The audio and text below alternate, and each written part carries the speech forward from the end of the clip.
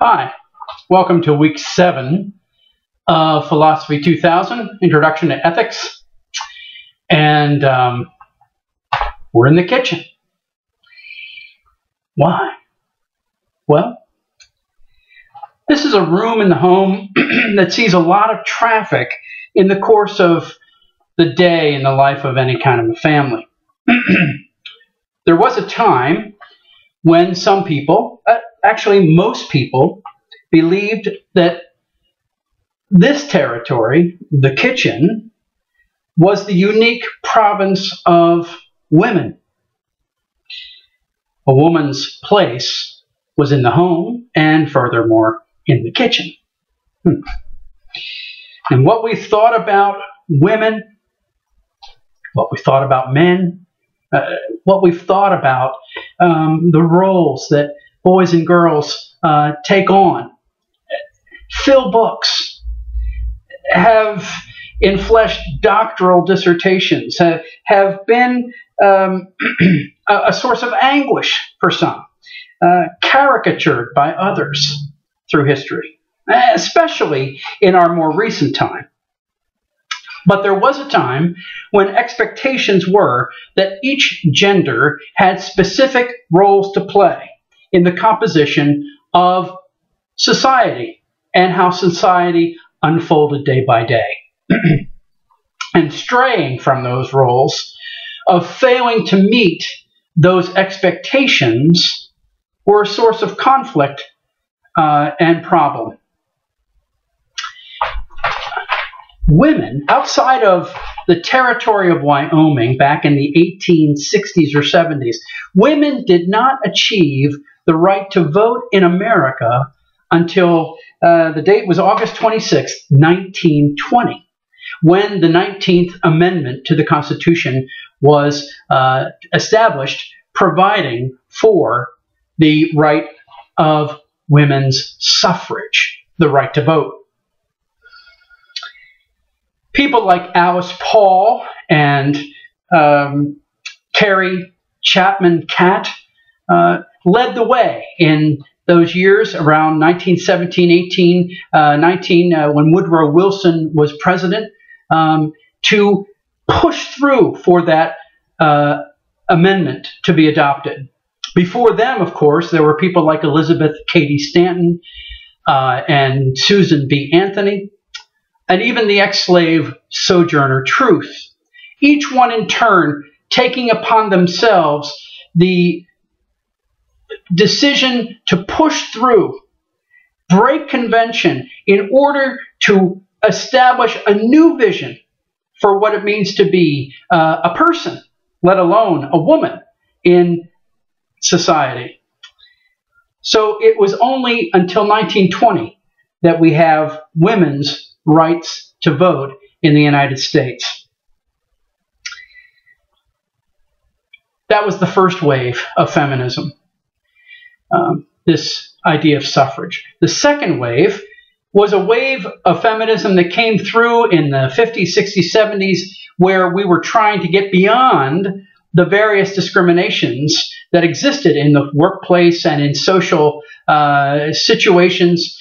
People like Gloria Steinem, Bella Abzug, Germaine Greer were trying to raise consciousness that, in fact, we were of different sorts. We talked about Jean-Paul Sartre last week. People like Simone de Beauvoir were writing books trying to look beyond these very defined roles of male and female. And so that second wave led then to a third wave, which is maybe where we are now, or perhaps we're in a post-third wave era, where maybe it's moved on beyond gender-specific kinds of questions to much more, what does it mean for us to be human together? That may be a good place for us to be at this point. But this week we talk about gender ethics and the roles maleness and femaleness play in the actions we take in the living of our lives.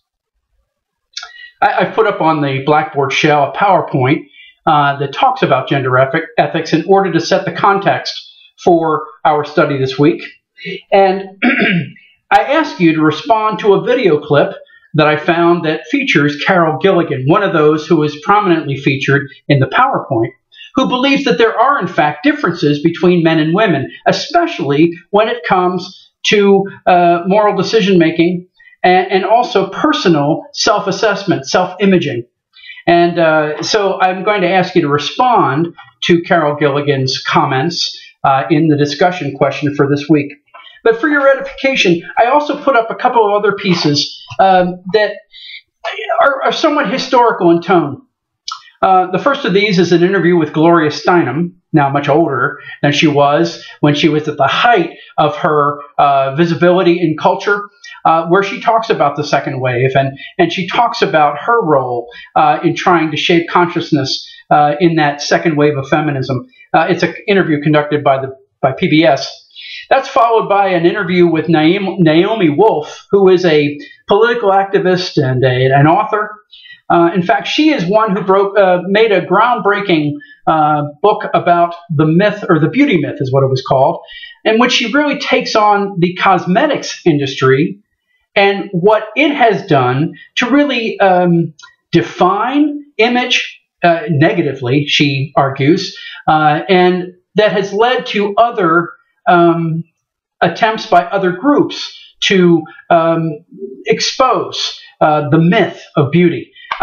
In addition to that Naomi Wolf interview, I have a couple of commercials that were produced by the Dove Self-Esteem Foundation. Dove soap, a lot of folks use that product, created an awareness campaign of the impact of our understandings of beauty, and actually the media understanding of beauty. And what does it mean for, and what is the impact for young girls? And I encourage you to look at both of those commercials. They're listed there under the Naomi Wolf interview. And then finally, I have listed a really interesting video. It's a parody video of Lady Gaga's Bad Romance, but it's talking about the women's suffrage movement of the early 1900s, and features Alice Paul, one of the persons who was instrumental in establishing the 19th Amendment and getting it pushed through Congress. Alice Paul is an interesting person.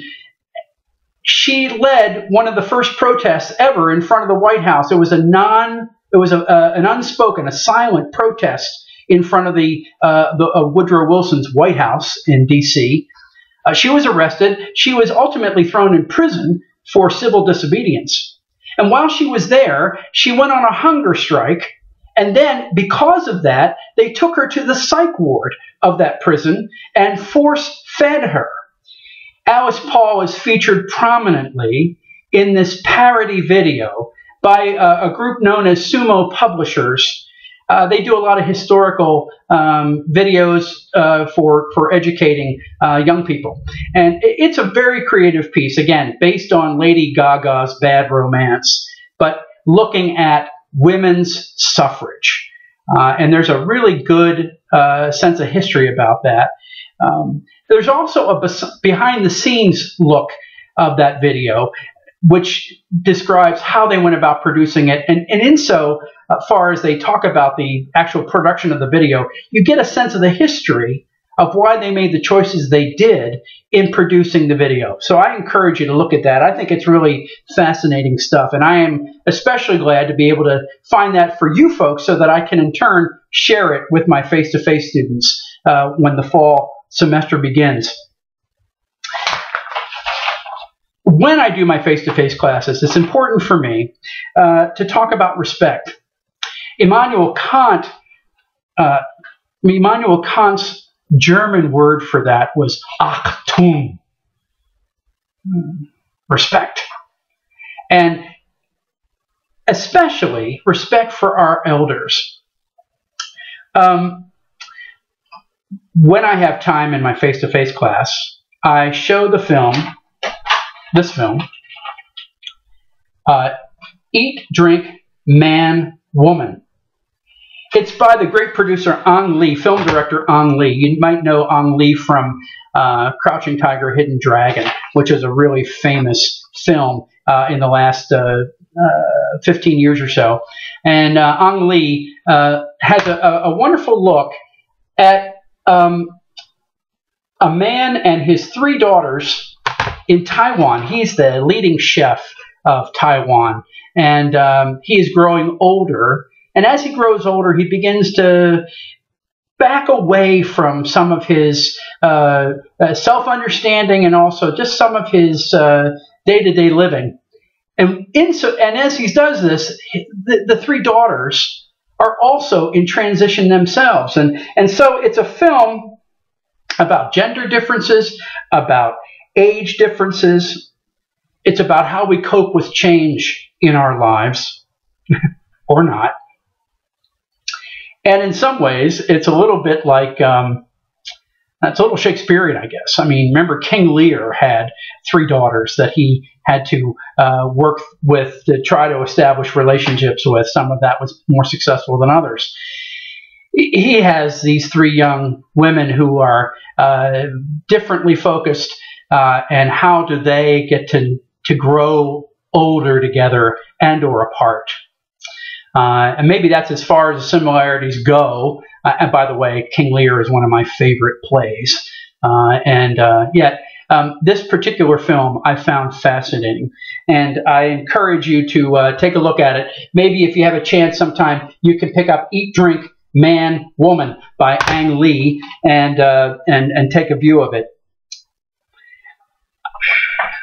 My own bias is that we're not doing a very good job when it comes to respect. We seem to be more aggressive as a culture than I remember.